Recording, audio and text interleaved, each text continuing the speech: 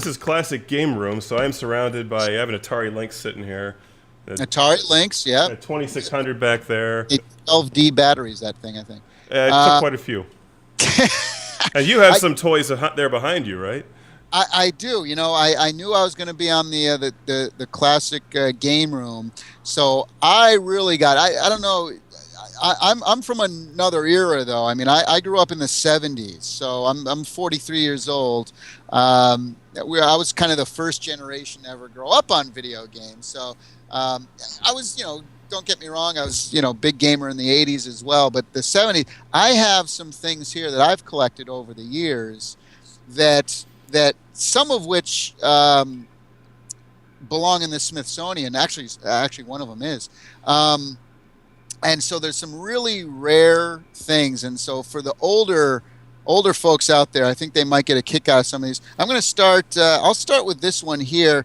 A lot of people my age probably know what this is, and even folks. How old are you?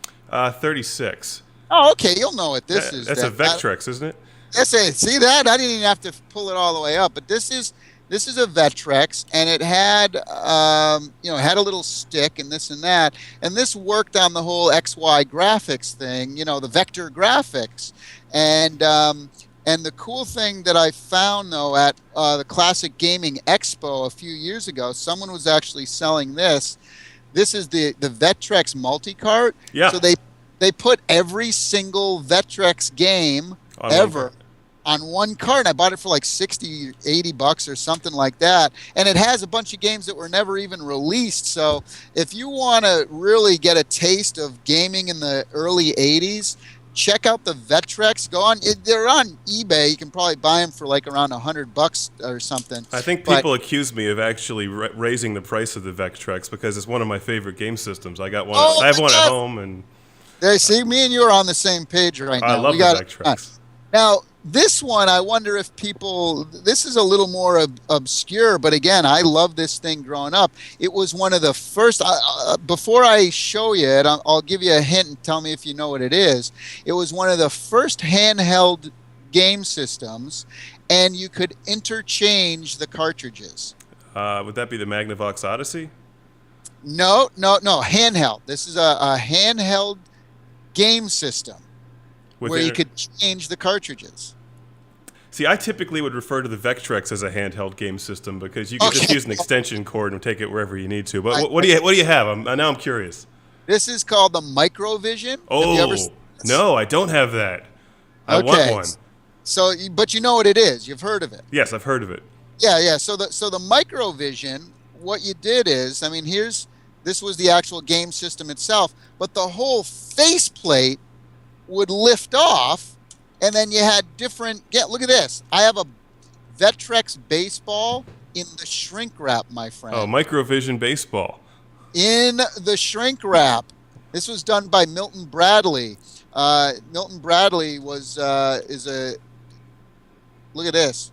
And so you had like Star Trek. See, they had licensed games. Oh wow, Star Trek.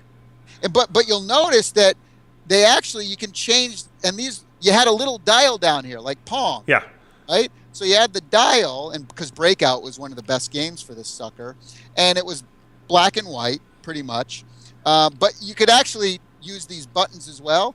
But each face had different buttons, so you could completely look at that one's different. So you could completely change the controls. This is Alien Raiders. I wonder what this was a ripoff of. I don't know, but I want a Microvision now. I'm going to add that to because this year we just started reviewing Atari Lynx and Bandai WonderSwan, but now I need a Microvision. One of my favorite platforms, handhelds were, if you remember and I have one over here, was the Genesis, the Nomad. Oh yeah, the Nomad. Played full. Oh, God, it was a Genesis in your hand. Yep. It was unbelievable. I still play Earthworm Jim on that thing. So that's the Microvision, okay? Now, this was, a lot of people say, what was the very first video game system you had and this and that. This was mine. It was sold at Sears, and it was their version of Pong. With the fake wood grain. This was the Coleco Telstar. Wow, look at that. And so look at that. look at that sweet wood grain. I love wood grain. That just reminds me of the 70s. And it's 1980. basically, it's my mom had a station wagon like this actually, and it had hockey, Tennis, and handball, hockey. Yeah. Oh, it's like the Robert Super Volley X. I reviewed that a while ago. It's like 3 games. It's like all basically different versions of Pong. The speaker was right here. Exactly. That's all it is. Oops, my little. I like the old ones that didn't even play audio through the TV. They had their own speaker. This is it. That's the speaker right here, and this is where the D batteries went. Where were the C batteries? Right there. So yeah, you didn't have this. You didn't plug in your video games back in the early 70s. I think this came out in 75, and then there's just one cord, which was this. The cord. And the great thing is, I hook this up to my HD. I have a big movie theater in my house. It's like a 15-foot screen, and I hook this up in HD, and we play fucking massive, Pong on the thing, and it's quite epic. We're on the same level here. I have done that as well. I mean, you have not lived until you've seen Yar's Revenge on like a 10-foot screen. Oh my gosh, me and my brother we play. We got the PlayStation 3s and Xbox and all that, but the thing we play the most, Yar's Revenge. There it is, $31.95. I didn't pay that for it. Somebody else did. But me and my brother, the system that we play the most together is in television. Oh, okay. We love the hockey, baseball, skiing. That was it. Baseball, you're out. I mean, that's all. Now, here's something that's very rare that a lot of people didn't even know existed, and this is a special one. This was you're a big Atari 2600 guy? Yeah, that's what I grew up on. Do you have one of these? A wireless Atari 2600 controller. No, but I've seen them. It's got the big ass antenna. I think this gave you brain cancer, but now the reason this one's really unique is that Nolan Bushnell's a good friend of mine, so I got him to sign it. Wow. To Tommy, good luck, Nolan Bushnell. So I got him to sign the rare. It's unbelievable. It's like a walkie-talkie. That thing's great. And I also got Nolan to sign me Pong, an original one of the. This is funny. It's like the 20-foot cable here. Hold on. This was Ultra Pong. They came out with Ultra Pong, and this was the whole system. Again, speakers in the side, but look at it. See if you can see some of those games. It had kind of color with relays, of course, but you had different.